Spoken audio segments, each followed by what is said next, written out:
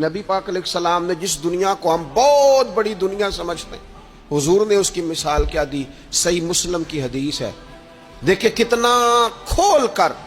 اور کتنا آسان کر کے رسول پاک ہمیں بات سمجھاتے ہیں۔ دنیا کیا ہے، آخرت کیا ہے، یہ والی زندگی کیا ہے، آخرت کی زندگی کیا ہے، بالکل کھول کر واضح کر کے نبی پاک علیہ الصلوۃ والسلام فرمانے لگے دنیا اور آخرت کی مثال اس طرح ہے جس طرح دریا بہ رہا ہو اور کوئی آدمی اس میں انگلی ڈبوئے، جتنا پانی اس کی انگلی کو لگ گیا یہ دنیا ہے، اور جو باقی ٹھاٹھے مارتا دریا پیچھے ہے، سمندر پیچھے ہے، وہ سارا آخرت ہے۔ یہ اتنی سی دنیا ہے، یہ صحیح مسلم میں موجود ہے۔ اتنی سی دنیا کے لیے اتنے پاپڑ بیلنا، اتنی سی دنیا کے لیے اتنے ظلم کرنا،